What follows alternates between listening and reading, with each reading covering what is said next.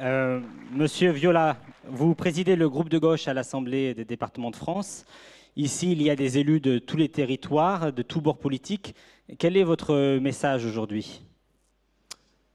Je vais rebondir immédiatement sur ce que vous venez de dire. Nous plaisantions tout à l'heure avec mon ami Sauvadet.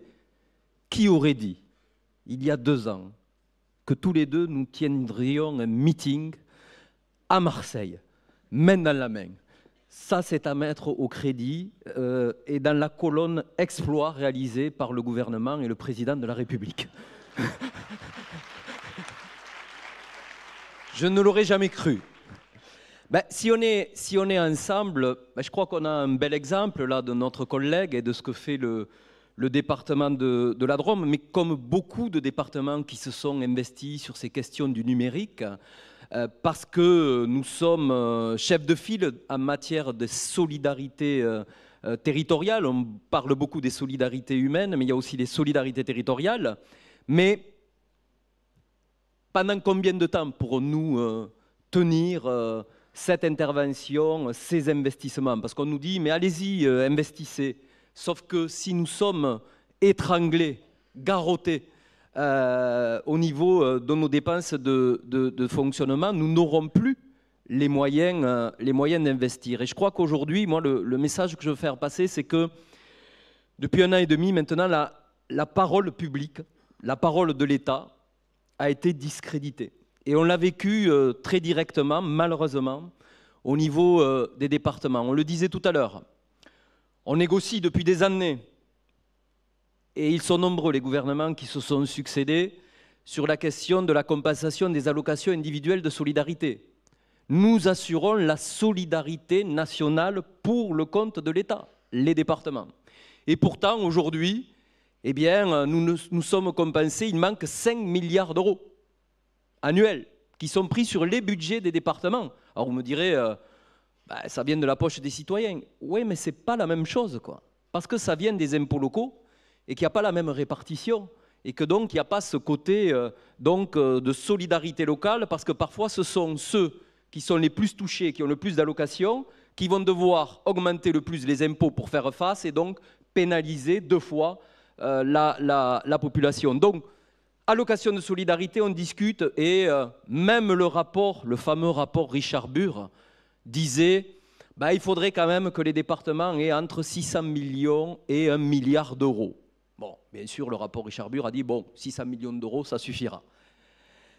On négocie, et qu'est-ce qu'on a? 200 millions d'euros, et puis débrouillez-vous pour aller chercher 400 millions d'euros. Peut-être on vous augmentera les droits de mutation. Et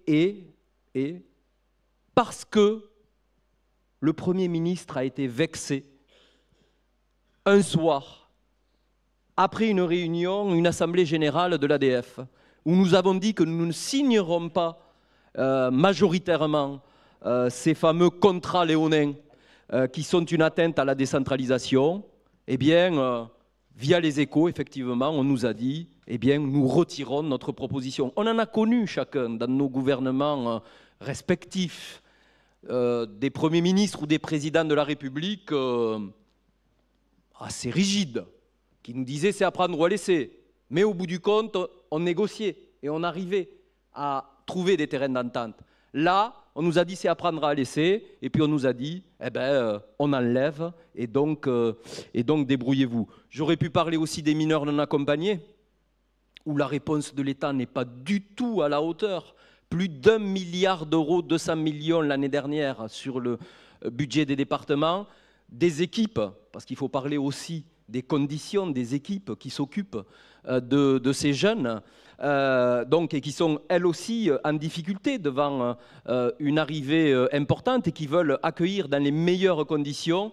On nous dit, Bercy a dit c'est 160 millions d'euros de compensation, donc c'est 160 millions d'euros. On est bien loin des propos du candidat Macron et des propos du président Macron en juillet 2017, qui nous avait dit, comme dirait l'autre, les yeux dans les yeux,